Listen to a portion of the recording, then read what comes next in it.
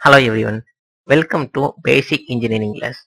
Fundamentals of Electrical Engineering.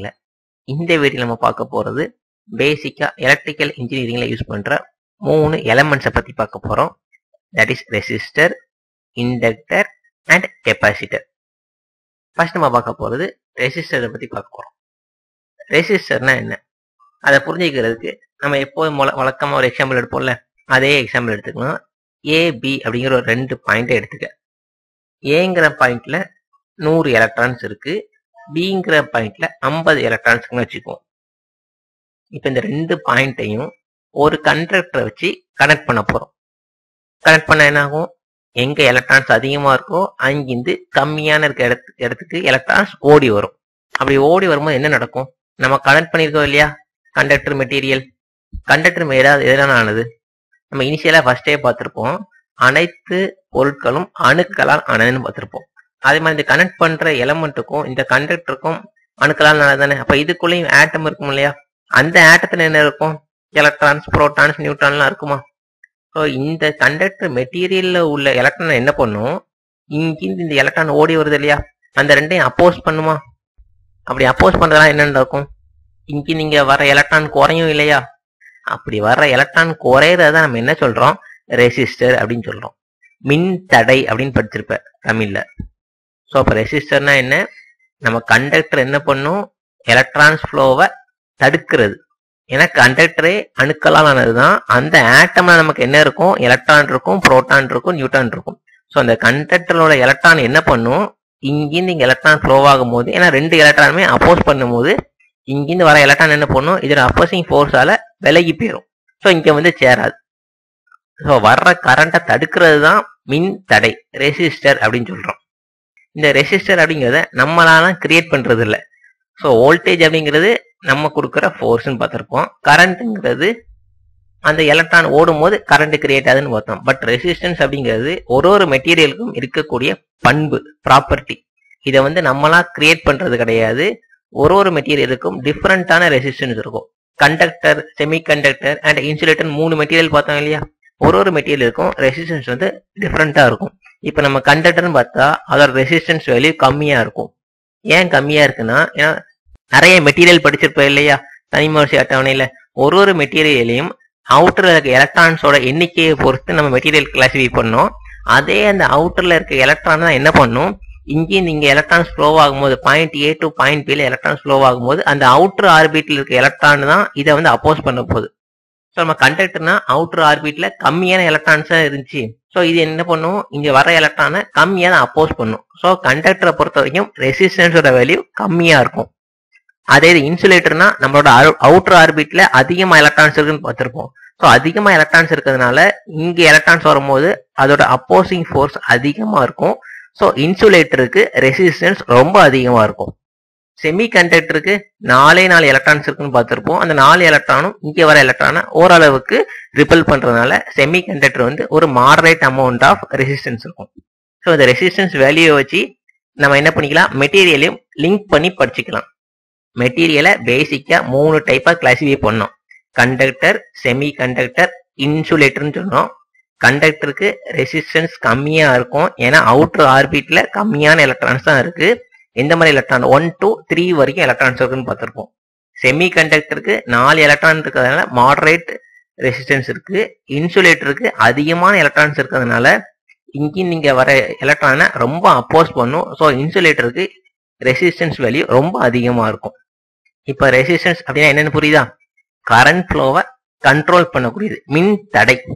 அது வந்து நம்ம ஆர்டிபிஷியலா ரெடி பண்றது கிடையாது. ஒரு ப்ராப்பர்ட்டிக்கும் ஒரு பொருளுக்கும் ஒரு தனிமத்துக்கும் அதுக்குன்னே உள்ள பண்பு அது, அதை நம்ம மாற்ற முடியாது. இதுதான் ரெசிஸ்டன்ஸோட சிம்பிள். இப்படிதான் நம்ம ரெசிஸ்டன்ஸ்னா நம்ம வரைஞ்சி மென்ஷன் பண்ணுவோம். இதை நம்ம ஆர் அப்படிங்கிற குறியீடால குறிக்கலாம். இதோட அலகு என்ன, ரெசிஸ்டன்ஸ் அலகு வந்து ஓம், OHM, ஓம் சொல்லுவோம். நம்ம ஓம் அப்படின்னு எழுதலாம். இல்ல இந்த ஓமை நம்ம சிம்பிளா எழுதணும்னா இந்த மாதிரி சிம்பிளால ஓம் அப்படின்னு மென்ஷன் பண்ணிக்கலாம். These are the some of the simple and practical resistance எப்படி இருக்கும் அப்படிங்கிறது. ஃபிக்ஸ்டு வேல்யூனா இந்த மாதிரி ஃபர்ஸ்ட் நம்ம ரெசிஸ்டன்ஸ் சிம்பிள் காட்டணும் இல்லையா, அதே மாதிரி டிரா பண்ணலாம். இல்ல ஒரு பாக்ஸ் மாதிரி டிரா பண்ணலாம். ஃபிக்ஸ்டு வேல்யூனா ரியோஸ்டாட்னா வேரியபிள் ரெசிஸ்டன்ஸ் நம்ம என்ன சொல்லலாம், ரியோஸ்டாட் அப்படின்னு சொல்லுவோம். ரெசிஸ்டன்ஸை வேரி பண்ணிக்கலாம். லோ வேல்யூல இருந்து ஹை வேல்யூக்கு வேரி பண்ணிக்கலாம், ஹை வேல்யூ டு லோ வேல்யூக்கு வேரி பண்ணிக்கலாம். அந்த மாதிரி வேரியபிள் ரெசிஸ்டன்ஸை இந்த மாதிரி ஏரோ போட்டிருப்போம், அதுதான் ரியோஸ்டாட் அப்படின்னு சொல்லுவோம். பொட்டன்ஷியல் மீட்டர்னா பிக்ஸ்டு வேல்யூவா இருக்கும். அதாவது ஃபர்ஸ்ட் ஒரு நிறைய நம்பர் ஆஃப் பாயிண்டா இருக்கும். அந்த பாயிண்ட்ல ஃபர்ஸ்ட் ஒரு 5 ஓம் 10 ஓம் 20 ஓம் அந்த மாதிரி பிக்ஸ்டு வேல்யூவா இருக்கும். பட் ரியோஸ்டாட்டுங்கிறது நம்ம இஷ்டத்துக்கு என்ன பண்ணிக்கலாம், வேரி பண்ணிக்கலாம். நெக்ஸ்ட் டேப்டு ரெசிஸ்டர்னா இதுவும் சேம் பொட்டன்ஷியல் மீட்டர் மாதிரி தான். தனித்தனி பாயிண்ட் ஒரு இதுல என்ன பண்ணிருப்பாங்க, ரெண்டு பாயிண்ட் இருக்கும். நம்மளோட ஒயரை பாயிண்ட்டை மாத்தி மாத்தி கனெக்ட் பண்ணிக்குவோம். டேப்டு ரெசிஸ்டர்ஸ்னா தனித்தனி டேப்பிங்கா கொடுத்துருப்பாங்க. நமக்கு என்ன வேல்யூ வேணுமோ அந்த டேப்பிங்லேருந்து நம்ம எடுத்துக்கணும். தெர்மிஸ்டர்னா நம்ம டெம்பரேச்சர் கொடுக்கும் போது அதோட ரெசிஸ்டன்ஸ் மாறும். And photo resistor, thermistor and photo resistor பத்தி டிபார்ட்மெண்ட் பேப்பர்ஸ்ல நல்லா டீப்பா படிப்பேன். இப்போ நீ சும்மா ரெசிஸ்டன்ஸ் என்னன்னு மட்டும் தெரிஞ்சுக்கிட்டா போதுமானது. இதுதான் பிராக்டிகல் ரெசிஸ்டன்ஸோட கன்ஸ்ட்ரக்ஷன் எப்படி இருக்கும், என்ன மாதிரி இருக்கும் அப்படிங்கிறது. இது நிறைய கலரா இருக்கா. இந்த கலர்ஸை பத்திலாம் நீ நெக்ஸ்ட் யூனிட்ல ஃபண்டமெண்டல்ஸ் ஆஃப் எலக்ட்ரானிக்ஸ் யூனிட்ல பேசிக்கா இந்த கலரை பத்தி தான் படிப்பேன். ஸோ இதெல்லாம் பத்தி அங்க நம்ம டீட்டெயிலா படிச்சுக்கலாம். இங்கே உனக்கு ரெசிஸ்டன்ஸ்னா என்ன, அதோட சிம்பிள் என்ன, யூனிட் என்ன அப்படின்னு மட்டும் தெரிஞ்சா உனக்கு போதுமானது. நெக்ஸ்ட் பார்க்க போது லாஸ் ஆஃப் ரெசிஸ்டன்ஸ். ஏன்னா ரெசிஸ்டன்ஸ்ங்கிறது ஒரு மெட்டீரியலுக்கும் நம்ம டிஃப்ரெண்டா இருக்குன்னு சொன்னோம். ஸோ அப்போ அந்த ரெசிஸ்டன்ஸ் எதை பொறுத்து இருக்கு, ஒரு மெட்டீரியலும் எப்படி டிபெண்ட் பண்ணி இருக்குன்னா ஒரு 4 ஃபேக்டரை டிபெண்ட் பண்ணி அந்த ரெசிஸ்டன்ஸ் ஒரு மெட்டீரியலுக்கும் மாறும். First factor length of the conductor, second one is cross section area of the conductor, third one is type of material, and the last one is temperature of the material. இந்த 4 ஃபேக்டரை பொறுத்து ஒரு கண்டக்டரோட resistance என்ன ஆகும், change ஆகும். எப்படிலாம் change ஆகுது, இந்த first 2 பேராமீட்டரையும் link பண்ணி ஒரு ஈக்குவேஷன் நீ ஃபார்ம் பண்ணலாம். Third parameter and fourth meter தனியா நீ படிக்கணும். நம்ம என்ன பண்ண போறோம், இங்கே ஃபர்ஸ்ட் 2 பேராமீட்டரை மட்டும் பத்தி பார்ப்போம். லென்த், கிராஸ் செக்ஷன் ஏரியா, இந்த 2 பொறுத்து ரெசிஸ்டன்ஸ் எப்படி மாறுது. இங்கேவா ரெசிஸ்டன்ஸ் ஆறுங்கிறது என்ன ஆகுது, directly proportional to length L. Directly proportional நேர் தகவில் இருக்கும். லென்த் இன்க்ரீஸ் ஆச்சுன்னா ஒரு கண்டக்டரோட லென்த் இன்க்ரீஸ் ஆகும் போது அந்த கண்டக்டர்ல உள்ள ரெசிஸ்டன்ஸும் இன்க்ரீஸ் ஆகும். லென்த் கம்மியாச்சுன்னா ரெசிஸ்டன்ஸும் கம்மியாகும். அதுதான் டைரக்ட்லி ப்ரொபோர்ஷனல், நேர் தகவில் இருக்கும். லென்த் கூடுச்சுன்னா ரெசிஸ்டன்ஸும் கூட போகுது, லென்த் குறைஞ்சா ரெசிஸ்டன்ஸும் குறைய போகுது. செகண்ட் ஏரியாக்கு அப்படிவா, inversely proportional to the cross section area. நம்ம ஏரியானாலே ஏன்னு மென்ஷன் பண்ணுவோம். இன்வெர்ஸ்லி ப்ரொபோர்ஷனல் எதிர் தகவில் இருக்கும். எதிர் தகவல்னா எப்படி, இப்ப ஏரியா இன்க்ரீஸ் ஆச்சுன்னா ரெசிஸ்டன்ஸ் கம்மியாகும், ஏரியா கம்மியாச்சுன்னா ரெசிஸ்டன்ஸ் இன்க்ரீஸ் ஆகும். இந்த 2 பேராமீட்டர் அப்படி ஈக்குவேஷன் ஃபார்மேட்ல மாத்தலாமா. டைரக்ட்லி ப்ரொபோர்ஷனல்னா மேல கொடுப்போமா. So R directly proportional to எல்னு ஒரு equation.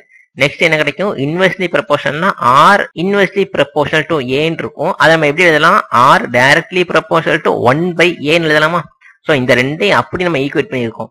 So R directly proportional to L/A. இதை அப்படின்னு கனெக்ட் பண்ணிப்பாரு. லென்த் இன்க்ரீஸ் ஆச்சுன்னா ஆர் இன்க்ரீஸ் ஆகும், லென்த் கம்மியாச்சுன்னா ஆர் டிக்ரீஸ் ஆகும். அப்படி கீழவா, ஏரியா இன்க்ரீஸ் ஆச்சுன்னா ரெசிஸ்டன்ஸ் டிக்ரீஸ் ஆகும், ஏரியா கம்மியாச்சுன்னா ரெசிஸ்டன்ஸ் இன்க்ரீஸ் ஆகும். ஸோ ஓகேவா, இது வந்து டைரக்ட்லி ப்ரொபோர்ஷனல். நம்ம ப்ரொபோர்ஷனாலிட்டி எடுத்து ஈக்குவல் பண்ணணும்னா ஒரு கான்ஸ்டன்ட் கொடுப்போம் இல்லையா, அந்த கான்ஸ்டன்ட் தான் இங்கே மென்ஷன் பண்ணியிருக்கோம். இதோட நேம் வந்து ரோ அப்படின்னு கால் பண்ணணும். கிரீக் வேர்ட்ல ரோ, RHOன்னு சொல்லுவோம். So R is equal to rho L/A. இது ரெசிஸ்டன்ஸுக்குள்ள இன்னொரு ஃபார்முலா. ஸோ ரெசிஸ்டன்ஸுக்கு 2 ஃபார்முலாவா மென்ஷன் பண்ணலாம். ஃபர்ஸ்ட் ரெசிஸ்டன்ஸ் வந்து R is equal to V/I. இதை ஓம்ஸ்ல அப்படி சொல்லுவோம். இதை நெக்ஸ்ட் வீடியோல நீ பாரு, தெளிவா புரியும். ரெண்டாவது ஃபார்ம் என்னன்னா R is equal to rho L/A. இதுவும் ரெசிஸ்டன்ஸுக்கான ஒரு ஃபார்முலா. இது எப்படி வந்துச்சுன்னு உனக்கு தெரிஞ்சுக்கணும். ரெசிஸ்டன்ஸ்னாலே 4 பேராமீட்டர் டிபெண்ட் பண்ணி இருக்கும். Length, cross section area, type of material, temperature. டெம்பரேச்சர்ங்கிறது தனி பேராமீட்டர், டைப் ஆஃப் மெட்டீரியல் தனி பேராமீட்டர். அதை பத்தி நம்ம இப்ப தெரிஞ்சுக்கணும்னு அவசியம் இல்லை. இப்ப நம்ம பார்க்க போறது லென்த், கிராஸ் செக்ஷன் ஏரியா மட்டும் தான் வச்சு பார்க்க போறோம். ரெசிஸ்டன்ஸ் ஆனது லென்த்துக்கு டைரக்ட்லி ப்ரொபோர்ஷனலா இருக்கு, ஏரியாக்கு இன்வெர்ஸ்லி ப்ரொபோர்ஷனலா இருக்கு. அதான் அப்படிங்க எழுதியிருக்கோம். R directly proportional to L/A. இந்த ப்ரொபோர்ஷனாலிட்டி தூக்கணும்னா ஈக்குவல்னு கொடுப்போம், அதுக்கு ஒரு கான்ஸ்டன்ட் கொடுப்போம். அந்த கான்ஸ்டன்ட் தான் rho. So R is equal to rho L/A. இந்த ரோன்னு சொன்னோம் இல்லையா, அதுக்கு நேம் என்ன அப்படின்னா ரெசிஸ்டிவிட்டின்னு சொல்லலாம், இல்லைன்னா ஸ்பெசிபிக் ரெசிஸ்டன்ஸ் அப்படின்னு சொல்லலாம். ஸோ அந்த ரெசிஸ்டிவிட்டினா என்ன, ரெசிஸ்டிவிட்டிங்கிறதும் ரெசிஸ்டன்ஸோட வேல்யூ தான். இந்த ரெசிஸ்டன்ஸ் வேல்யூவை எங்க நம்ம மெஷர் பண்றோம் அப்படிங்கறதா இது முக்கியமான பாயிண்ட். ஒரு கியூப் எடுத்துக்க, கியூப்னா என்னது, நிறைய பேர் இந்த கேம் விளையாடும் போது இந்த கலர் கலரா ஷேப் இல்லையா, அதை சிம்பிள் அதை பார்த்தா அவனுக்கு கியூப் மாதிரி தெரியுமா, அதே மாதிரி சைஸ்ல உள்ள ஒரு கியூப் எடுத்துக்க. அந்த கியூபுக்கு வந்து அந்த சைடோட டைமென்ஷன் எவ்வளவு இருக்குன்னா 1 மீட்டர் இருக்கணும். இங்க பாரு 1 மீட்டர் யூனிட் கியூப்னு கொடுத்துருக்காங்க. யூனிட் கியூப்னா என்ன, அந்த கியூபோட சைடு வந்து 1 மீட்டர் இருக்கணும். ஸோ ஒரு சைடு 1 மீட்டர்னா ஏன்னா கியூப்ல உனக்கு எல்லா பக்கமுமே சேம் டைமென்ஷனா தான் இருக்கும். ஸோ எல்லா சைடுமே ஒரு மீட்டர் தான் இருக்கும். அந்த 1 மீட்டர் இருக்க கியூப்ல ஏதாவது 2 ஆப்போசிட் சைடு ஃபேஸஸ் எடுத்துக்க, டாப் அண்ட் பாட்டம், இல்ல ஃப்ரண்ட் அண்ட் பேக், இல்ல ரைட் டு லெஃப்ட், ஏதாவது ஒரு 2 சைட்ல நீ ரெசிஸ்டன்ஸை மெஷர் பண்ணா எவ்வளவு இருக்கோ அதைத்தான் நம்ம ஸ்பெசிபிக் ரெசிஸ்டன்ஸ் ஆர் ரெசிஸ்டிவிட்டின்னு சொல்லுவோம். ஸ்டேட்மெண்ட் இப்ப வாசிச்சு பாரு. The specific resistance of the material is the resistance of a unit cube of the material measured between opposite faces of the cube. இதை எப்படி மென்ஷன் பண்றோம்னா ரோ அப்படின்னு சொல்றோம். இந்த ஸ்பெசிபிக் ரெசிஸ்டன்ஸோட யூனிட் என்னது, ஓம் மீட்டர். இந்த ஓம் மீட்டருங்க உனக்கு மறந்துருச்சுனாலும் ஒரு பிரச்சனை இல்லை. முன்னாடி பார்த்தாலே இந்த ஈக்குவேஷன் அப்படி டெரைவ் பண்ணிடுறோம். ஏன்னா இந்த ரோவை தான் ஸ்பெசிபிக் ரெசிஸ்டன்ஸ் சொல்லி தனியா நம்ம சொல்லியிருக்கோம். இந்த R is equal to rho L by A equation இருக்கா, இதுல இருந்து ரோவை மட்டும் எடுத்துக்க. எனக்கு இப்போ ரோ மட்டும் வேணா என்ன பண்ணிக்கலாம், இந்த ஏவை இந்த பக்கம் கொண்டு போயிடலாம், எல்ஐ இந்த பக்கம் கொண்டு போயிடலாமா. ஏ இங்க கீழே இருக்கு, அந்த சைடு போகும்போது மேல வந்துருமா, எல் மேல இருக்கு. ஸோ இங்க வரும்போது கீழே வந்துடும், டிவைடட் பை வரும். அப்போ rho is equal to R A divided by L அப்படின்னு இருக்குமா. ரெசிஸ்டன்ஸோட அலகு யூனிட் என்னது, ஓம். ஏரியாவோட யூனிட் என்னது, மீட்டர் ஸ்கொயர். லென்த்தோட யூனிட் என்னது, மீட்டரா. ஸோ இங்கே கூட அப்படியே சப்ஸ்டியூட் பண்ணு. எனக்கு இப்போ இந்த ரோவோட யூனிட் தானே வேணும். ஸோ லென்த்துக்கு மீட்டர், ஏரியாவுக்கு மீட்டர் ஸ்கொயர். அப்போ இந்த மீட்டரும் இந்த ஸ்கொயரும் கேன்சல் ஆயிருமா, மீதி இந்த மீட்டர் மட்டும் இருக்குமா. இந்த மீட்டர் அப்படியே இந்த பக்கம் கொண்டு போயிடலாமா. ஸோ அப்போ ரோவோட யூனிட் என்ன கிடைக்கும், ஓம் மீட்டர். ஏன்னா ரெசிஸ்டன்ஸோட யூனிட் ஓம், இங்க இருக்க மீட்டர் அப்படி இங்க வந்துடும். இதைத்தான் இங்க சொல்லியிருக்கோம், unit is ohm metre. So இப்போ ஸ்பெசிபிக் ரெசிஸ்டன்ஸ் என்னன்னு புரியுதா. Laws of resistance first resistance என்னன்னு பார்த்தோம். ஒரு கண்டக்டர்ல போற கரண்ட்டை தடுக்கக்கூடிய ஒரு பண்பை தான் ரெசிஸ்டன்ஸ், மின் தடை அப்படின்னு சொல்றோம். அது எதெல்லாம் டிபெண்ட் பண்ணியிருக்கு, length of material, area of material, type of material and temperature. Laws of ரெசிஸ்டன்ஸ்ல 2 பேராமீட்டர் மட்டும்தான் எடுத்திருப்போம், லென்த்தையும் ஏரியாவையும். அந்த ரெண்டையும் ஈக்குவல் பண்ணி ஒரு ஈக்குவேஷன் டிரைவ் பண்ணியிருக்கோம். அதுதான் R equal to rho L by A. அந்த ரோங்கிறது என்னதுன்னா ரெசிஸ்டிவிட்டி ஆர் ஸ்பெசிபிக் ரெசிஸ்டன்ஸ். அது என்ன பண்றோம், ஒரு 1 மீட்டர் இருக்க ஒரு கியூப்ல ஆப்போசிட் சைட் ஃபேஸஸ்ல இருக்க ரெசிஸ்டன்ஸ் என்னதுன்னு மெஷர் பண்றோம். அதுதான் ஸ்பெசிபிக் ரெசிஸ்டன்ஸ் சொல்றோம். இதோட யூனிட் ஓம் மீட்டர். நெக்ஸ்ட் நம்ம பார்க்க போறது இண்டக்டர். இண்டக்டர் பத்தி தெரிஞ்சிருக்க முன்னாடி ஒரு 2-3 கான்செப்ட் நீ தெரிஞ்சுக்கணும். அப்பதான் நீ ஈஸியா இண்டக்டரை புரிஞ்சுக்கலாம். அதில் ஃபர்ஸ்ட் பார்க்க போறது மேக்னெட்டிக் ஃப்ளக்ஸ். மேக்னெட்டிக் ஃப்ளக்ஸ்னா என்ன, நார்மலா மேக்னெட்டை பார்த்துருப்பேன் இல்லையா, காந்தம் பார்த்துருப்பேன் இல்ல. அந்த காந்தத்து மேல ஏதாவது ஒரு பொருளை, அதாவது இரும்பு பீஸை கொண்டு போகும்போது என்ன ஆகும், பிடிச்சி இழுத்துக்குமா, அட்ராக்ட் பண்ணி அதோட சேர்த்து வச்சுக்கும். அப்படி பிடிச்சி இழுத்து சேர்க்கறது எல்லா டைமிங்கும் நடக்குமா. இப்போ மேக்னெட் ஒரு இடத்துல இருக்கு, இந்த சைடு இருக்குன்னு வச்சுக்க, உன்னோட பொருள் இங்க இருக்குன்னா ரொம்ப லாங் டிஸ்டன்ஸ்ல இருக்குமா, அது நடக்குமா. ஒரு பர்டிகுலர் பக்கத்துல கொஞ்சம் டிஸ்டன்ஸ் கொண்டு போகும்போது என்ன பண்ணும், அந்த காந்தம் வந்து அந்த இரும்பு துகளை பிடிச்சி இழுக்கும். இப்போ எவ்வளவு டிஸ்டன்ஸ் கொண்டு போய் இருக்கு, எதனால பர்டிகுலர் அந்த டிஸ்டன்ஸ் கொண்டு போகும்போது தான் இழுக்குது, ஏன் லாங் டிஸ்டன்ஸ் கொண்டு போகும்போது இழுக்கல. அப்ப அந்த மேக்னெட்டுக்கு என்ன ஒரு பண்பு இருக்கு, ஏன்னா அந்த காந்தத்தை பக்கத்துல கொண்டு போகும்போது தான் அந்த பொருளை இழுக்குன்னா, அப்ப அந்த காந்தத்தை சுத்தி ஏதோ ஒரு ஃபோர்ஸ் ஆக்ட் ஆகிட்டு இருக்குன்னு தானே அர்த்தம். அந்த ஃபோர்ஸ் எல்லா பக்கமும் ஆக்ட் ஆனா அந்த இரும்பு துகளை நீ எங்க வச்சாலும் பிடிச்சி இழுத்துருக்கணும். ஏன் அதை பக்கத்துல கொண்டு போகும்போது இழுக்குன்னா, அந்த காந்தத்தை ஒரு பர்டிகுலர் லெவலை சுத்தி என்ன ஆயிட்டு இருக்கு, ஒரு ஃபோர்ஸ் ஆக்ட் ஆயிட்டு இருக்கு. அந்த ஃபோர்ஸை நம்ம என்ன சொல்லுவோம்னா மேக்னெட்டிக் ஃபீல்டு அப்படின்னு சொல்லுவோம். அந்த ஃபீல்டு வந்து எந்த டைரக்ஷன்ல ஆக்ட் ஆகிட்டு இருக்கும்னா, எல்லா போலுக்குமே நீ படிச்சிருப்ப 2 டைரக்ஷன், ஒன்று நார்த்து இன்னொன்று சவுத்து போல் இருக்கும். அந்த மேக்னெட்டிக் ஃபீல்டு எங்க போயிட்டு இருக்குன்னா, நார்த் போல்ல இருந்து சவுத் போல நோக்கி சுத்தி சுத்தி போயிட்டு இருக்கும். இதுதான் மேக்னெட்டிக் ஃபீல்டு சொல்றோம். இந்த மேக்னெட்டிக் ஃபீல்டு இந்த ஒரு லைனா போகுது இல்லையா, இந்த லைனை என்ன சொல்லுவோம்னா மேக்னெட்டிக் ஃபீல்டு லைன்ஸ் அப்படின்னு சொல்லுவோம். இந்த மேக்னெட்டிக் ஃபீல்டு லைன்ஸ் தான் மேக்னெட்டிக் ஃப்ளக்ஸ்ன்னு சொல்றோம். இது வந்து ஒரு இமேஜினரி லைன். இது வந்து இப்படித்தான் போகணும்னு அவசியம் இல்லை. பட் ஆனா என்னதுன்னா நார்த்ல இருந்து சவுத்துக்கு போயிட்டு இருக்கு, அவ்வளவுதான். ஸோ இப்போ மேக்னெட்டிக் ஃப்ளக்ஸ்னா என்னன்னு புரியுதா. ஒரு மேக்னெட் இருக்கு, அந்த மேக்னெட் பக்கத்துல ஏதோ ஒரு அயன் பீஸை நீ கொண்டு போனா அது வந்து பிடிச்சி அது கவர்ந்து இழுக்கும். அப்படி இழுக்கிறது வந்து எவ்வளவு டிஸ்டன்ஸ்ல எங்க வச்சாலும் பிடிச்சி இழுக்கிறது இல்லை, ஒரு பர்டிகுலர் பக்கத்துல அந்த பிளேஸ் கொண்டு போக மட்டும் தானே பிடிச்சி இழுக்கு. ஸோ அதை சுத்தி இப்போ அந்த மேக்னெட்டை சுத்தி ஒரு ஃபோர்ஸ் ஆக்ட் ஆகிட்டு இருக்கு. அந்த ஃபோர்ஸை என்னன்னு சொல்றோம்னா மேக்னெட்டிக் ஃபீல்டு அப்படின்னு சொல்றோம். அந்த ஃபீல்டு எல்லா பக்கமும் சேமா இருக்காது. நார்த் போல்லையும் சவுத் போலையும் அதிகமா இருக்கும். அதை நீ சென்டர்ல இந்த சைடு ஒரு அயன் பீஸ் வரணும்னு வச்சு பாரு, அங்க ஃபோர்ஸ் வந்து கம்மியா இருக்க மாதிரி இருக்கும். ஸோ எதனால ஒரு ஃபோர்ஸும் டிஃப்ரெண்டா இருக்குன்னா, இந்த மேக்னெட்டிக் ஃபீல்டு அப்படின்னு சொன்னோமா, அந்த மேக்னெட்டிக் ஃபீல்ட்ல இருந்து ஒரு லைனா தான் போயிட்டு இருக்கு. அந்த லைனை தான் மேக்னெட்டிக் ஃபீல்ட் லைன்ஸ் சொல்றோம். ஸோ ஃபோர்ஸ் வந்து மொத்தமா சர்ஃபேஸ் ஃபுல்லா ஈக்குவலா ஸ்ப்ரெட் ஆகல, ஒரு லைனா தான் போயிட்டு இருக்கு. அந்த லைனை தான் என்ன சொல்றோம்னா மேக்னெட்டிக் ஃபீல்ட் லைன்ஸ் சொல்றோம். அந்த மேக்னெட்டிக் ஃபீல்ட் லைன்ஸ் வந்து நம்ம கண்ணால பார்க்க முடியாது, ஒரு இமேஜினரி லைன்ஸ். அந்த லைன்ஸுக்கு இன்னொரு பேர் தான் மேக்னெட்டிக் ஃப்ளக்ஸ். நீ பிசிக்ஸ்ல படிக்கும் போது மேக்னெட்டிக் ஃபீல்டு லைன்ஸ் படிச்சிருப்ப, நம்ம எலக்ட்ரிக்கல் இன்ஜினியரிங்ல மேக்னெட்டிக் ஃப்ளக்ஸ் அப்படின்னு சொல்லுவோம். ஓகேவா? இப்ப மேக்னெட்டிக் ஃப்ளக்ஸ்னா என்னன்னு புரியுதா? நெக்ஸ்ட் வந்து எலக்ட்ரிக்கல் ஃப்ளக்ஸ். அந்த எலக்ட்ரிக்கல் ஃப்ளக்ஸ் தெரிஞ்சுக்கிறதுக்கு முன்னாடி இந்த மேக்னெட்டை பத்தி நீ இது தெரிஞ்சதான் சும்மா பாத்துக்க. இப்ப மேக்னெட்ல 2 போல் இருக்குன்னு பாத்துப்போமா, நார்த் போல் சவுத் போல்னு. சேம் போல் என்ன பண்ணும், ரிப்பல் பண்ணும். ஆப்போசிட் போல் என்ன பண்ணும், அட்ராக்ட் பண்ணும். சரி, 2 காந்தத்தை எடுத்துக்க. 2 காந்தத்தையும் மாத்தி மாத்தி ஒன்று பக்கத்தால் கொண்டு போய் பாரு. எந்த 2 கொண்டு போகும்போது விளக்குதோ அது என்ன ஆகுது, 2ம் சேம் போல்னு அர்த்தம். அதே இது மாத்தி பக்கத்துல கொண்டு போ, அப்படி கவர்ந்து இழுத்துக்கும். அதான் இங்க கொடுத்துக்கும். சேம் போல் ரிப்பல் ஈச் அதர். 2 போல் ஒன்னா வரும்போது அது வந்து அப்போஸ் பண்ணும், ஸோ விலகி போயிடும். அதே ஆப்போசிட் போல் ஒரு நார்த் ஒரு சவுத் இந்த மாதிரி இருந்துச்சுன்னா 2ம் கவர்ந்து எடுத்து ஒன்னா சேர்ந்துக்கும். Next electrical flux. ஃபர்ஸ்ட் நம்ம பார்த்தது வந்து மேக்னெட்டிக் ஃப்ளக்ஸ், இது எலக்ட்ரிக்கல் ஃப்ளக்ஸ். இந்த எலக்ட்ரிக்கல் ஃப்ளக்ஸ் புரிஞ்சிட்டுனா இண்டக்டர் சேம் பிரின்சிபல் தான். மேக்னெட்டிக் ஃப்ளக்ஸ்னா ஒரு மேக்னெட்டை வச்சு சொன்னோமா, அதே எலக்ட்ரிக்கல் ஃப்ளக்ஸ்னா ஒரு காயில வச்சு சொல்ல போறோம். காப்பர் வயரை சுத்தி வச்சாதான் அதை நம்ம காயில்னு சொல்லுவோம். இப்ப அந்த காப்பர் காயிலுக்கு சப்ளை கொடுத்தா என்ன ஆயிரும், அது வந்து மேக்னெட்டா மாறிடும். எந்த ஒரு கண்டக்டருக்குமே சப்ளை கொடுக்கும் போது, அதாவது வோல்டேஜ் நம்ம அப்ளை பண்ணும்போது அது வந்து மேக்னெட்டா சேஞ்ச் ஆகும். ஜென்ரலி நம்ம மேக்னெட்டே 2 டைப்ஸ் ஆஃப் மேக்னெட்டா பிரிக்கலாம். Temporary magnet, permanent magnet. தேனிரும்பு அண்ட் எக்குன்னு படிச்சிருப்போம் இல்லையா? டெம்பரவரி மேக்னெட்னா எப்ப நம்ம சப்ளைய கொடுத்துட்டே இருக்கோமோ அப்ப மட்டும்தான் மேக்னெட்டா இருக்கும். சப்ளை ரிமூவ் பண்ணிட்டா அது வந்து பழையபடி என்னவா இருந்துச்சோ அதே மாதிரி மாறிடும். அதே இது பெர்மனன்ட் மேக்னெட்னா ஒரு வாட்டி சப்ளை கொடுத்தா அது மேக்னெட்டா மாறிடும். நம்ம சப்ளையை ரிமூவ் பண்ணாலும் அது வந்து பழைய பொருளா மாறாது, மேக்னெட்டாவே ஆக்ட் ஆயிட்டு இருக்கும். அதான் நம்ம பெர்மனன்ட் மேக்னெட் சொல்லுவோம். டெம்பரரி மேக்னெட்டுக்கு பெஸ்ட் எக்ஸாம்பிள் பார்த்தா டெஸ்டர் இருக்கு இல்லையா? டெஸ்டர்லாம் என்ன பண்ணுவோம், நம்ம டச் பண்ணா மட்டும்தான் அதுல உள்ள சப்ளை இருந்தா க்ளோ ஆகும். நம்மள எடுத்துட்டா க்ளோ ஆகாது இல்லையா? அதெல்லாம் நமக்கு டெம்பரவரி மேக்னெட். ஸோ அந்த மாதிரி டெம்பரவரி மேக்னெட்டா இருக்க ஒரு மெட்டீரியல் எடுத்துக்க. அந்த மெட்டீரியல் வந்து காப்பர் ஒயரை எடுத்துக்க, அதை நம்ம இப்படி வளைச்சு வச்சு அதில் நம்ம சப்ளை கொடுக்குறோம். ஈங்கிறது பொட்டன்ஷியல். நம்ம பொட்டன்ஷியலை வீனு மென்ஷன் பண்ணலாம், ஈனு மென்ஷன் பண்ணலாம். ஸோ பொட்டன்ஷியல் கொடுக்கும்போது என்ன ஆகுது, இந்த கம்பி நமக்கு மேக்னெட்டா மாறிடும். மேக்னெட்டா மாறினா இப்ப என்ன ஆகுது, அதே மாதிரி தானே, ஒன்னு நார்த் போல் சவுத் போலா இருக்கும், அதை சுத்தி ஃபிளக்ஸ் ப்ரொடியூஸ் ஆகும், ஃபிளக்ஸ் சுத்தி வரும். இந்த எலக்ட்ரிக்கல் ஃபிளக்ஸ் எங்க ஐடென்டிஃபை பண்ணலாம்னா, உன்னோட வீட்டுல டியூப்லைட்டோட சென்டர்ல சோக்கும் இல்லையா, அந்த சோக்குக்குள்ள காயில் தான் இருக்கும். நீ உன்னோட ரேடியோவெல்லாம் அந்த சோக்கு பக்கத்துல கொண்டு போவோம், அந்த எலக்ட்ரிக் ஃபிளக்ஸ் உன்னோட ரேடியோ வந்து ரொம்ப இறைய சத்தம் கேட்கும். அதுக்கு ரீசன் என்னன்னா இந்த எலக்ட்ரிக்கல் ஃபிளக்ஸ் தான்.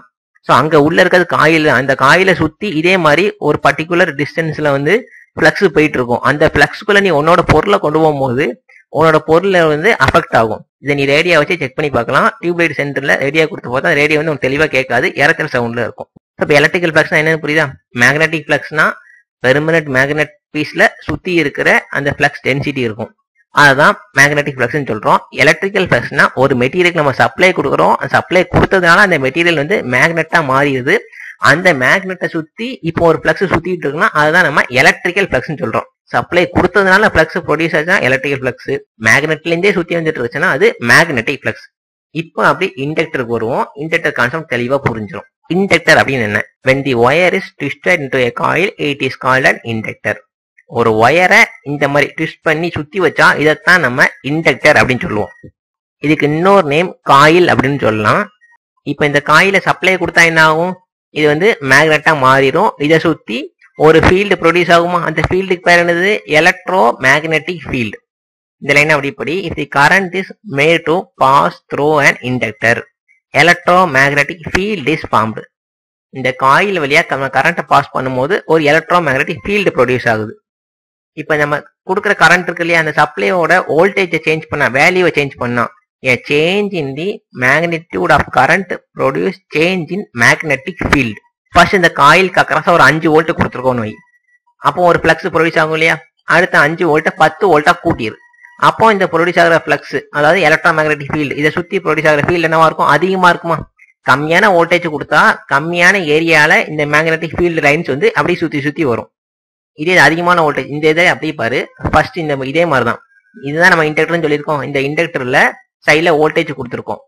ஃபர்ஸ்ட் ஒரு 5 வோல்ட் கொடுத்தேன்னா இதுல இந்த ஃபிளக்ஸ் சுத்தி வருது இல்ல, இதோட ஏரியா வந்து கம்மியா இருக்கும். இப்போ ஒரு 10 வோல்ட் கொடுத்தா ஃபோர்ஸ் அதிகமா இருக்கும் இல்லையா, இன்னும் சுத்தி அதிகமான ஏரியால இந்த ஃபிளக்ஸ் லைன்ஸ் வந்துட்டு இருக்கும். இப்படி நம்ம இந்த வோல்டேஜை சேஞ்ச் பண்ணும்போது இந்த ஃபிளக்ஸோட மேக்னெட்டியூட் சேஞ்ச் ஆகுதா, அந்த எலக்ட்ரோ மேக்னெட்டிக் ஃபீல்டோட மேக்னெட்டியூட் சேஞ்ச் ஆகுறதுனால அந்த இடத்துல என்ன ஆகுது, ஒரு வோல்டேஜ் இன்டியூஸ் ஆகும். இதை சொன்னதுதான் ஃபாரடே அப்படிங்கிறவர். இந்த லாக்கு பேர் என்னதுன்னா ஃபாரடேஸ் லா. ஸோ அப்போ ஃபாரடேஸ் லானா என்னது, ஒரு காயில் இருக்கு, அந்த காயில சப்ளை கொடுக்குறோம். ஃபர்ஸ்ட் ஒரு எலக்ட்ரோ மேக்னெட்டிக் ஃபீல்டு இன்டியூஸ் ஆகுது. அந்த எலக்ட்ரோ மேக்னெட்டிக் நம்ம கொடுக்குற சப்ளையோட மேக்னெட்டியூட சேஞ்ச் பண்ணா அந்த எலக்ட்ரோ மேக்னெட்டிக் ஃபீல்டோட மேக்னெட்டியூட சேஞ்ச் ஆகுது. ஏன்னா கம்மியான வோல்டேஜ் கொடுத்தா அந்த ஃபீல்டோட ஏரியா கம்மியா இருக்கும், மேக்னெட்டியூட் கம்மியா இருக்கும். இப்போ நம்ம கொடுக்குற வோல்டேஜை இன்க்ரீஸ் பண்ணிட்டா ப்ரொடியூஸ் ஆகிற ஃபீல்டோட மேக்னெட்டியூட் அதிகமா இருக்கும், ஏரியாவும் அதிகமா இருக்கும். இந்த மாதிரி சேஞ்ச் ஆகும்போது ஃபர்ஸ்ட் ஒரு வேல்யூல இருந்து இன்னொரு வேல்யூக்கு அந்த மேக்னெட்டிக் ஃபீல்டு சேஞ்ச் ஆகும்போது என்ன ஆகுதான், அந்த இடத்துல ஒரு வோல்டேஜ் இன்டியூஸ் ஆகுது. இதை கண்டுபிடிச்சவர் தான் ஃபாரடே. இந்த லாக்கு பேரு Faraday's law of electromagnetic induction. So induce ஆகிற இஎம்எஃப்பும் நம்ம கொடுத்த சப்ளையும் ஆப்போசிட்ல இருக்கிறனால இப்போ எவ்வளவு ஆப்போசிஷன், அந்த ஆப்போசிட் ஃபோர்ஸ் எவ்வளவு இருக்கு அப்படிங்கறதான் நம்ம இண்டக்டன்ஸ் அப்படின்னு சொல்லுவோம். இண்டக்டர் அப்படிங்கிறது ஒரு ஒயர் தான் ட்விஸ்டட் இன்டு ஏ காயில். ஒரு ஒயரை காயில் மாதிரி சுற்றி வச்சிருந்தா அதுதான் நம்ம இண்டக்டர்னு சொல்லுவோம். இண்டக்டன்ஸ் ரெண்டுக்கும் டிஃபரன்ஸ் புரிஞ்சுக்கணும். இண்டக்டர்னா ஜென்ரலா அப்படி சொல்லுவோம். இண்டக்டன்ஸ்னா என்னன்னா, இந்த காயிலுக்கு இப்போ ஒரு சப்ளை கொடுக்குறோம், சப்ளை கொடுத்ததுனால என்ன ஆகுது, இதுல ஒரு ஃபிளக்ஸ் ப்ரொடியூஸ் ஆகும் இல்லையா, அதான் ஃபர்ஸ்டே நம்ம எலக்ட்ரிக்கல் ஃபிளக்ஸ் மேக்னெட்டிக் ஃபிளக்ஸை பத்தி அதான் ஃபர்ஸ்ட் சொல்லியிருந்தோம். இப்போ நம்ம கொடுக்குற சப்ளைவை சேஞ்ச் பண்ணும்போது என்ன ஆகும், அந்த ஃபிளக்ஸோட மேக்னிடியூடு சேஞ்ச் ஆகிட்டே இருக்கும். ஸோ மேக்னிடியூட் சேஞ்ச் ஆகுறதுனால என்ன ஆகுது, அந்த இடத்துல ஏன்னா ஃபர்ஸ்ட் இங்க சப்ளை கொடுக்கும்போது என்ன ஆகும், கரண்ட் இப்படி போகுமா, இது வழியா இப்படி இந்த கையோட இப்படி வளைஞ்சு போகும், அகைன் இந்த இடத்துல இப்படி கட் ஆகி அடுத்து வளைஞ்சு போகும். இப்போ நம்ம சடனா சப்ளைவை சேஞ்ச் பண்ணும்போது இதோட சப்ளையும் கரண்ட்டும் சேஞ்ச் ஆகுது, இன்க்ரீஸ் ஆகும். ஸோ கட் பண்ணி போகும்போது ஸோ ரெண்டு ஃபிளக்ஸ் கரண்ட் கட் ஆச்சுனாலே அந்த இடத்துல ஒரு வோல்டேஜ் இன்டியூஸ் ஆகும். அதுதான் நம்ம இஎம்எஃப் சொல்றோம், எலக்ட்ரோ மோட்டிவ் ஃபோர்ஸ். இந்த ப்ரொடியூஸ் ஆகிற இந்த இஎம்எஃப் என்ன பண்ணுது, நம்ம கொடுத்த வோல்டேஜுக்கு ஆப்போசிட் டைரக்ஷன் இருக்கும். எவ்வளோ ஆப்போசிட் டைரக்ஷன் இருக்கு, எப்படி அப்போஸ் பண்ணுது, எந்த வேல்யூல அப்போஸ் பண்ணுது அப்படிங்கிற ப்ராப்பர்ட்டி, அந்த பண்பை தான் நம்ம இண்டக்டன்ஸ் அப்படின்னு சொல்லிட்டு இருக்கோம். Inductance equal to voltage divided by rate of change of current. L is equal to V divided by di by dt. di by dt என்னது rate of change of current. ஏன்னா current change ஆக போய் தான் நமக்கு இந்த induce ஆகிற ஃபிளக்ஸோட magnitude change ஆகுது, அதனால தான் வோல்டேஜ் இன்டியூஸ் ஆகுது. ஸோ அதனால என்ன எடுத்திருக்கோம், di by dtன்னு எடுத்திருக்கோம். ஸோ அப்போ இண்டக்டன்ஸ்னா என்னன்னு புரியுதா, இண்டக்டருக்கும் இண்டக்டன்ஸும் தெளிவா டிஃபரன்ஷியேட் பண்ணி வீடியோவை பார்த்துக்க. இந்த இண்டக்டன்ஸோட யூனிட் என்னது, ஹென்றி. இதை எப்படி இண்டிகேட் பண்ணிட்டு இருக்கோம், எல் அப்படின்னு சொல்றோம். யூனிட்னா அலகு, இந்த இண்டக்டன்ஸோட அலகு ஹென்றி, இதை டினோட் பண்றது எல் அப்படின்னு டினோட் பண்ணுவோம். இதோட சிம்பிள் இந்த மாதிரி காயில் மாதிரி வரையணும். ஓகேவா, இண்டக்டன்ஸ் அண்ட் இண்டக்டர் ரெண்டுக்கும் டிஃபரன்ஷியேட் பண்ணி கிளியரா அண்டர்ஸ்டாண்ட் பண்ணிக்க. These are some of the real practical inductor. இதை நீ எங்கெல்லாம் பார்க்கலாம் அப்படின்னா, இது காயில் எல்லா பக்கம் பார்த்துட்டு போய் இல்லையா, உன்னோட ஃபேன்ல மிக்சியில கிரைண்டர்ல எல்லா பக்கமும் இருக்கும். அதை காயில்னு சொல்லலாம், இல்ல இண்டக்டர்னு சொல்லலாம். இதெல்லாம் லோ அப்ளிகேஷன் யூஸ் பண்ற ஸ்மால் டைப் ஆஃப் இண்டக்டர். எல்லா அப்ளைன்சஸுமே உனக்கு இண்டக்டர்ஸ் இல்லாம எந்த அப்ளைன்சஸும் எலக்ட்ரிக்கல் அப்ளைன்ஸ் உனக்கு ஒர்க் ஆகாது. நெக்ஸ்ட் நம்ம பார்க்க போறது கெப்பாசிட்டன்ஸ். கெப்பாசிட்டன்ஸ் என்ன, two conducting surfaces separated by an insulating medium is called capacitor.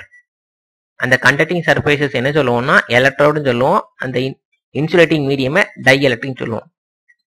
கெப்பாசிட்டர்னா ரெண்டு பிளேட் இருக்கும், சென்டர்ல டை எலக்ட்ரிக் மீடியம் இருக்கும், அதாவது மின் கடத்தா பொருள். அந்த ரெண்டு பிளேட்டுக்கு பேரு எலக்ட்ரோன்னு சொல்லுவோம். ஒன்னு பாசிட்டிவ் பிளேட், இன்னொரு நெகட்டிவ் பிளேட். இல்லைன்னா பிளேட் ஏ பிளேட் பின்னு சொல்லலாம். சென்டர்ல இருக்க இன்சுலேட்டிங்கோட மீடியத்துக்கு பேரு டை எலக்ட்ரிக், அது வந்து மின் கடத்தா பொருள். ஓகேவா, எப்படி இது ஃபார்ம் ஆகுது, ஃபர்ஸ்ட் இதை எப்படி ஃபார்ம் பண்ணுவாங்கன்னா, ஒரே பிளேட்டை மட்டும் எடுத்துக்க, பாசிட்டிவ் பிளேட்டை மட்டும் எடு, இங்க வந்து சப்ளை ஒரு வாட்டி கொடுத்துட்டு விட்டுருவாங்க. இதுல ஃபுல்லா என்ன இருக்கும், பாசிட்டிவ் சார்ஜா இருக்குமா. இப்ப சென்டர்ல இருக்கிறது என்ன இருக்கு, இன்சுலேட்டிங் மீடியம் இருக்கு. இன்சுலேட்டர்னா அதுவும் அணுக்களால் ஆனதுதான், அதுக்குள்ள என்ன இருக்கும், எலக்ட்ரான் புரோட்டான்லாம் இருக்கும் இல்லையா. ஸோ இங்க வந்து புரோட்டானா இருக்கு. அப்போ இது என்ன பண்ணும், இந்த இன்சுலேட்டர் மீடியத்துல இருக்க எலக்ட்ரான்ஸை அட்ராக்ட் பண்ணுமா. ஸோ இந்த இன்சுலேட்டிங் மீடியத்துல இருக்க நெகட்டிவ்லாம் என்ன ஆகும், இந்த பாசிட்டிவ் நோக்கி ஓடி வந்துருமா. இந்த மாதிரி இந்த இன்சுலேட்டர்ல இருக்க நெகட்டிவ் சார்ஜஸ் எல்லாம் இந்த பாசிட்டிவ் சார்ஜை நோக்கி ஓடி வந்துடும். அதே இன்சுலேட்டர் இருக்க பாசிட்டிவ் சார்ஜ் என்ன பண்ணும், இந்த சைடு போயிடும். ஸோ அப்போ இந்த சைடு இருக்கிற பிளேட் என்னவாகும், நெகட்டிவால மாறிடும். இந்த மாதிரி தான் கெப்பாசிட்டர் நமக்கு ஃபார்ம் ஆகுது. ஸோ ஒரே ஒரு பிளேட்டை ஃபர்ஸ்ட் எடுத்துருக்க, அதுல பாசிட்டிவ் சார்ஜா இருக்கு. இந்த பாசிட்டிவ் சார்ஜ் என்ன பண்ணும், சென்டர்ல இருக்க டைஎலக்ட்ரிக்ல இருக்க எலக்ட்ரான்ஸ் அவ்வளத்தையும் கவர் பண்ணும். ஏன்னா இது பிளஸ்னா இங்கிருந்து மைனஸ் தான் கவர் பண்ணும், ஆப்போசிட் சார்ஜ் தான் கவர் பண்ணும். ஸோ இந்த இன்சுலேட்டர் மீடியத்தில் இருக்க மைனஸ் எல்லாம் இந்த எண்டுக்கு வந்துடும். அப்போ ஆப்போசிட் எண்டில் பிளஸ் சார்ஜஸ் உள்ள போயிடும். அப்போ இந்த சைடு பிளேட் என்னவாயிரும், மைனஸ் சார்ஜ் ஆயிரும். இந்த மாதிரி நமக்கு கெப்பாசிட்டர் ஃபார்ம் ஆகுது. இப்போ என்ன பண்ணு, இந்த ரெண்டு பாயிண்ட்டுக்கு இடையில நீ மெஷர் பண்ணா ஒரு வோல்டேஜ் கிடைக்குமா. ஸோ இது பிளஸ் டெர்மினல் ஆயிடுச்சு, இது மைனஸ் டெர்மினல் ஆயிடுச்சு. ஸோ இந்த ரெண்டு பாயிண்ட்டுக்கு இடையில நம்ம மெஷர் பண்ணா ஒரு பொட்டன்ஷியல் டிஃபரன்ஸ் கிடைக்குமா, அதை நம்ம வோல்டேஜ் அப்படின்னு சொல்லலாமா. ஸோ கெப்பாசிட்டர் என்னவா ஆக்ட் ஆகிட்டு இருக்கு, இப்போ சார்ஜை ஸ்டோர் பண்ற எலமெண்டா மாறிட்டா. இங்க அதான் இங்க சொல்லியிருக்கோம், capacitor is a passive electrical component that stores electrical energy in the form of electric field. வோல்டேஜா ஸ்டோர் பண்ணியிருக்கோம், அதான் நம்ம எலக்ட்ரிக்கல் ஃபீல்ட் அப்படின்னு சொல்லுவோம். அதே நம்ம இண்டக்டரை பார்த்தா அதுல என்ன பண்ணிருக்கோம், ஒரு இஎம்எஃப் இன்டியூஸ் ஆகுதா. ஸோ அதுவும் என்ன பண்ணுது, எனர்ஜியை தானே ஸ்டோர் பண்ணுது. எந்த ஃபார்ம்ல ஸ்டோர் பண்ணுது, in the form of magnetic ஃபீல்ட்ல ஸ்டோர் பண்ணுது. இது இன் தி ஃபார்ம் ஆஃப் எலக்ட்ரிக்கல் ஃபீல்ட்ல எனர்ஜியை ஸ்டோர் பண்ணிட்டு இருக்கோம். இதை சி அப்படிங்கிற லெட்டரால நம்ம குறிச்சிட்டு இருக்கோம். இதோட யூனிட் என்ன, கெப்பாசிட்டரோட யூனிட் ஃபாரட். எல்லாத்துக்கும் யூனிட்டை கரெக்டா வச்சுக்கணும். ரெசிஸ்டர்னா ஓம், இண்டக்டர்னா ஹென்றி, கெப்பாசிட்டர்னா farad. Capacitance C is equal to Q by V. இது எப்படி வந்துச்சு, இப்ப நம்ம பார்த்தது எப்படி கெப்பாசிட்டன்ஸ் ஃபார்ம் ஆகுதுன்னு சொல்லி பார்த்தோம். இப்போ கெப்பாசிட்டன்ஸ்னா என்னன்னு சொல்லி பார்த்துருவோம். இங்க பொட்டன்ஷியல் டிஃபரன்ஸ் கிரியேட் ஆகுதுன்னு பார்த்தோமா. இந்த பொட்டன்ஷியல் டிஃபரன்ஸ் நம்ம மெஷர் பண்ணி பார்க்கும்போது 1 வோல்ட் இருந்துச்சுன்னா, இல்லைன்னா 1 வோல்ட் பொட்டன்ஷியல் டிஃபரன்ஸ் வர்றதுக்கு எவ்வளவு சார்ஜ் தேவைப்படுதோ அந்த அமௌண்ட் ஆஃப் சார்ஜ் தான் நம்ம என்ன சொல்லுவோம், கெப்பாசிட்டன்ஸ் அப்படின்னு சொல்லுவோம். ஸோ இங்க ஒரு positive plate, insulating material, negative plate, இதுக்கு அக்கராசா நம்ம மெஷர் பண்ணி பார்க்கோம். 1 வோல்ட் வரணும். அந்த 1 வோல்ட் கிடைக்கிறதுக்கு எவ்வளவு சார்ஜ் இங்க இருக்கோ அந்த அமௌண்ட் ஆஃப் சார்ஜ் தான் கெப்பாசிட்டன்ஸ். தெளிவா புரியுதா. So C is equal to Q by V. வியோட வேல்யூ 1 வோல்ட். அந்த 1 வோல்ட் கிடைக்கிறதுக்கு எவ்வளவு சார்ஜ் தேவைப்படுது அப்படிங்கிறது. இப்போ 1 ஃபேரட், இப்போ 1 ஃபேரட்டை பாரு, உனக்கு கெப்பாசிட்டன்ஸ்னா என்னன்னு கிளியரா புரிஞ்சிடும்.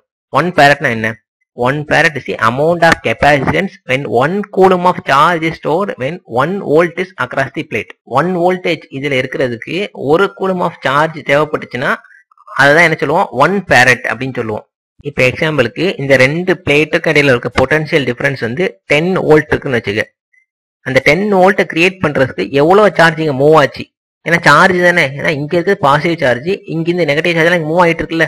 இந்த 10 வோல்ட்டை கிரியேட் பண்றதுக்கு எவ்வளவு சார்ஜ் மூவ் ஆச்சுன்னா 30 கூலும்னு எடுத்துக்க. அப்ப கெப்பாசிட்டன்ஸ் என்னவா இருக்கும், நம்ம கெப்பாசிட்டன்ஸ்னாலே 1 வோல்ட் தான் கிரியேட் ஆகணும். நமக்கு இப்போ 10 வோல்ட் கிரியேட் ஆயிருக்குன்னா எப்படி சொல்லலாம், 30 டிவைடட் பை 10 கொடுக்கலாமா, ஏன்னா 1 வோல்ட் தான் நம்மளோட ரெஃபரன்ஸ். 1 வோல்ட்டை கிரியேட் பண்றதுக்கு எவ்வளவு சார்ஜ் தேவைப்படுதோ அதுதான் கெப்பாசிட்டன்ஸ். இப்போ நமக்கு என்ன நடந்திருக்கு, 10 வோல்ட் கிடைச்சிருக்கு, 30 சார்ஜ் மூவ் ஆகும் போது. So 30 divided by 10. So 0 0 cancel ஆயிரும், மீதி நமக்கு என்ன கிடைக்கும், 3 மட்டும் கிடைக்குமா. ஸோ கெப்பாசிட்டன்ஸ் வேல்யூ என்னது, 3 farad. இப்போ கெப்பாசிட்டன்ஸ் என்னன்னு புரியுதா. இதுலயும் அதே மாதிரி ரெண்டு டேர்ம்ஸ் வச்சுக்கணும். ஒன்னு வந்து கெப்பாசிட்டர், இன்னொன்னு கெப்பாசிட்டன்ஸ். கெப்பாசிட்டர்னா ரெண்டு பேரல் பிளேட்டு சென்டர்ல டயலெக்ட்ரிக் மீடியம் இருக்கிறது தான் கெப்பாசிட்டர். கெப்பாசிட்டன்ஸ்னா 1 வோல்ட், இந்த ரெண்டு பிளேட்டுக்கு இடையில 1 வோல்ட் வர்றதுக்கு எவ்வளவு சார்ஜ் தேவைப்படுதோ அதுதான் கெப்பாசிட்டன்ஸ் சொல்லுவோம். இங்க நம்ம பார்த்தோம் இல்லையா, இண்டக்டர் இண்டக்டன்ஸ் சொல்லிட்டு, இண்டக்டர்னா என்னது, காயில சுத்தி வைக்கிறது. இண்டக்டன்ஸ்னா அந்த ப்ரொடியூஸ் ஆகிற இஎம்எஃப் எவ்வளோ அப்போஸ் பண்ணுது அப்படிங்கறத இண்டக்டன்ஸ் பார்த்திருக்கோம். அதே மாதிரிதான் இங்க கெப்பாசிட்டர் கெப்பாசிட்டன்ஸ்.